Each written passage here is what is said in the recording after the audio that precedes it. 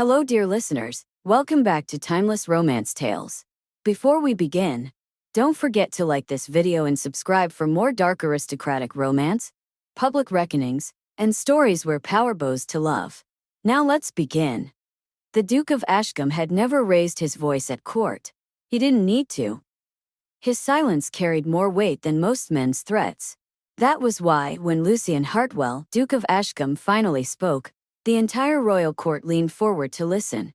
And why Eleanor Vale felt her heart fracture when he said, "She means nothing to me." The words rang through the marble hall like a blade striking stone. Eleanor stood perfectly still at the foot of the dais, hands clasped before her, chin lifted, every lesson of composure she had ever learned holding her upright. She refused to let the court see what those words did to her. Refused to let Lucian see it most of all. "She is a guest," the Duke continued coolly, dark eyes never leaving the king. "Nothing more. Any rumors suggesting otherwise are imaginative." A ripple of laughter moved through the nobles. Eleanor felt it brush against her skin like cold rain. The Queen Mother arched a brow. "Is that so, Your Grace? Because you've kept her at Ashcombe for nearly a year." Lucian's jaw tightened almost imperceptibly. "Charity," he said. "I have many such arrangements." Another lie. A cruel one. Eleanor had come to court at Lucian's request, summoned under the pretense of settling estate matters.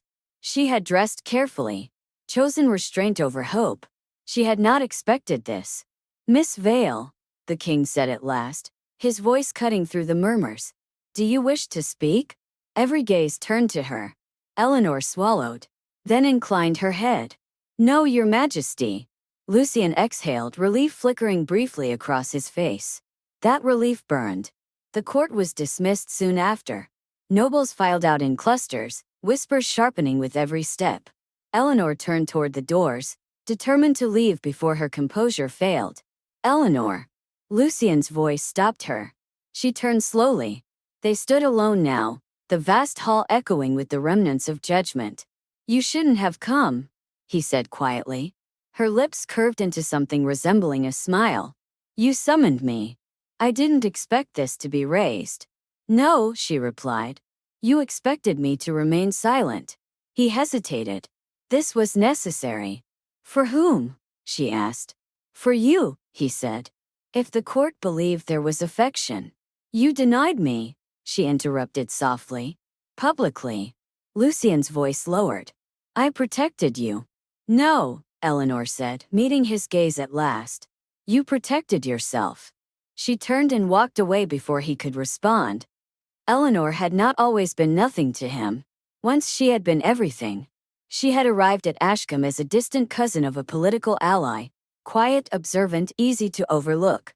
Lucian had noticed her immediately. Not because she demanded attention, but because she never did. She listened. She challenged him when others flattered. She met his silences without fear. He had never intended to touch her. Until he did. And once he had, restraint had become impossible. They had loved in private. Carefully. Deliberately. Lucian had promised nothing, but he had given her everything else. Protection. Affection. Trust. Until the king began to watch him too closely. Lucian had made a decision then. One he believed was necessary. He would deny her. Distance himself. Let her fade quietly from his life before she could be used against him. He had not expected her to be summoned to court. He had not expected the cost to look like her face when he said she meant nothing. That night Eleanor packed. She did not cry. She folded her gowns carefully, hands steady, heart aching in a way that felt strangely clean. Pain at least was honest. A knock sounded at the door. "Miss Vale." The voice was unfamiliar. She opened the door to find a royal guard, and behind him, a man dressed in the king's colors. "You are requested," the man said, "to attend His Majesty at dawn."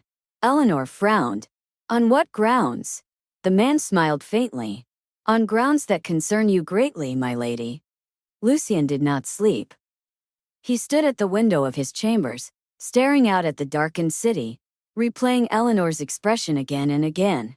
"You protected yourself." The word struck deeper than accusation. A knock sounded at his door. He turned sharply. Not now. The door opened anyway. The king entered. Lucian froze, then dropped to one knee. Your Majesty. Rise, the king said. And tell me why you think I don't see what you're doing. Lucian stood slowly. I don't understand. The king studied him. You denied a woman you have kept at your side for a year.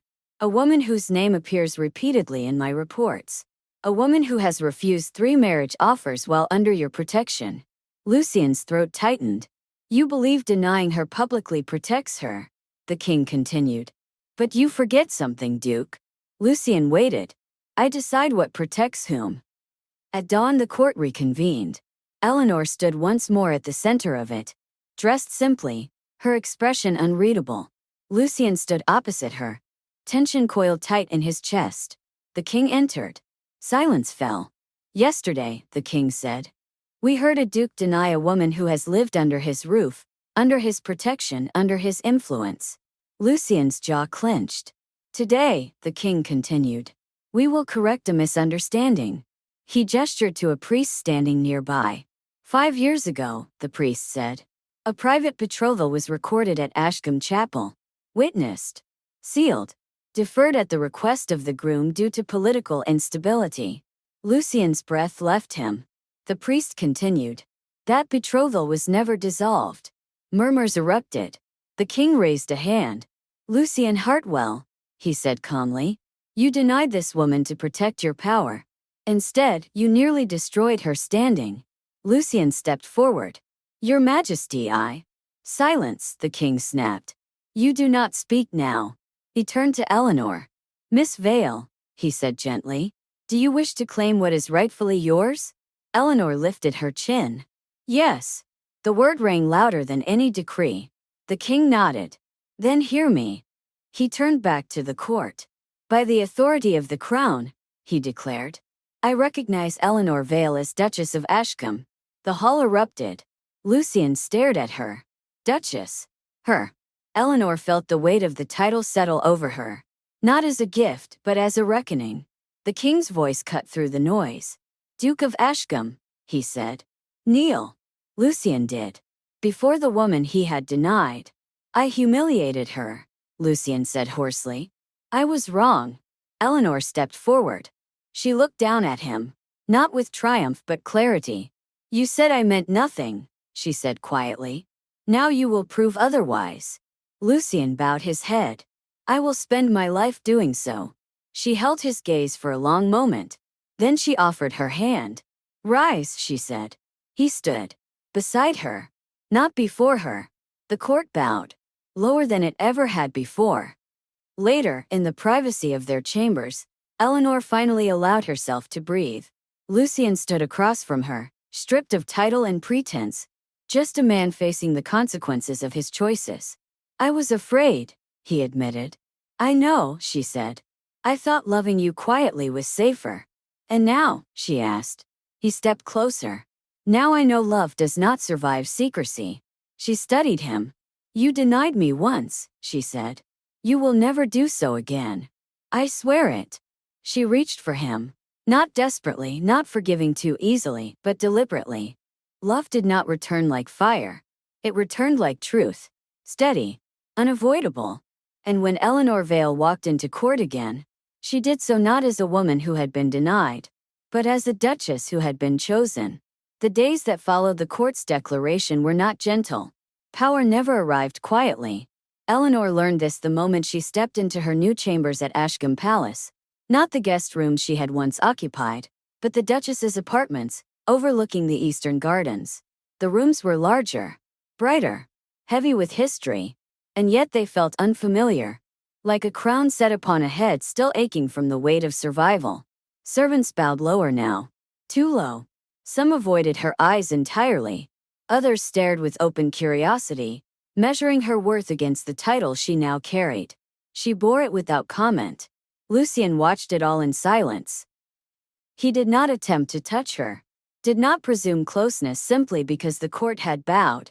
He followed a step behind, always present, never imposing, learning perhaps for the first time what it meant to wait. That restraint mattered. Because Eleanor was no longer the woman he could afford to protect quietly. She was the woman whose presence reshaped his power.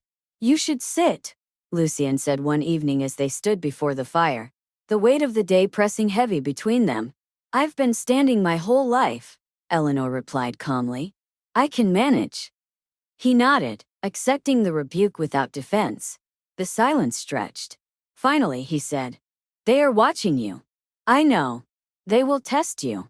They already are." Lucian's jaw tightened. "If anyone speaks against you." She turned to face him fully. "You will let me handle it?" He hesitated, then nodded once. "Yes." That answer, simple, unguarded, was a beginning. The first test came sooner than expected. A week after the court's decree, the Queen Mother hosted a formal supper, ostensibly to welcome the Duchess of Ashcombe. It was a trap dressed in lace and silver. Eleanor knew at the moment she entered the hall. Every woman present wore jewels meant to remind her of lineage she did not possess. Every smile was sharpened by curiosity. She took her seat beside Lucian. Not behind him. Not beneath him. Beside. Conversation flowed politely until a countess across the table tilted her head and said sweetly, "It must be quite an adjustment, Your Grace. One day without rank, the next a duchess." Eleanor did not flinch. "It is," she agreed. "But then, so is discovering your husband denied you in public." A few goblets stilled. Lucian did not speak. He let her. "I find," Eleanor continued calmly, "that sudden elevation reveals far more about others than it does about oneself." The Queen Mother watched closely. The Countess flushed. "Of course. I meant no offense." "I know," Eleanor replied. "Offense requires intention." The conversation moved on. Later that night, as they returned to Ashcombe, Lucian said quietly, "You did not need me." "No," Eleanor agreed. "But you were there." His breath hitched softly. That night, she stood at the window of her chambers, looking out over the ground she now commanded. Lucian joined her, stopping a careful distance away. "I will never deny you again," he said.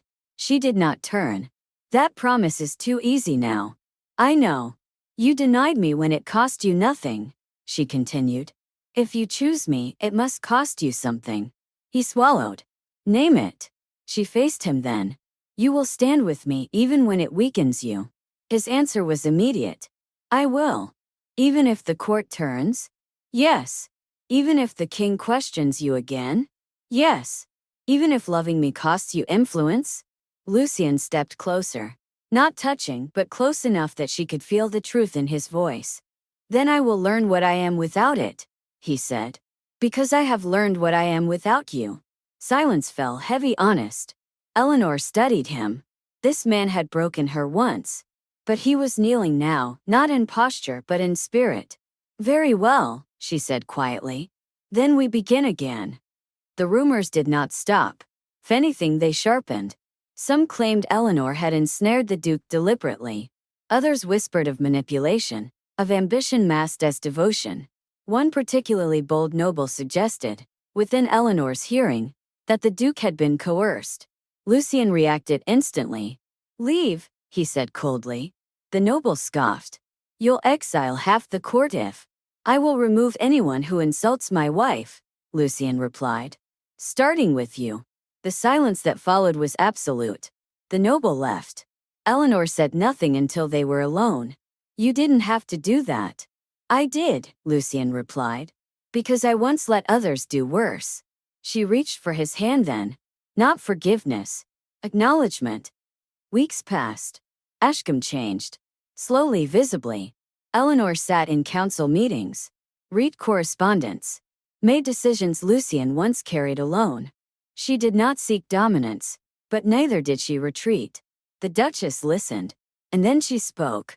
One evening, as they reviewed estate matters, Lucian paused and said, "They obey you. They respect clarity," Eleanor corrected. "They were never offered it before." He smiled faintly. "You make everything sound simple." "It isn't," she said. "I just refuse to pretend it's impossible." The final reckoning came unexpectedly. The king summoned them again. This time Eleanor did not tremble. The king studied them both before speaking. "You have shifted the balance at court," he said. Lucian bowed. I accept responsibility.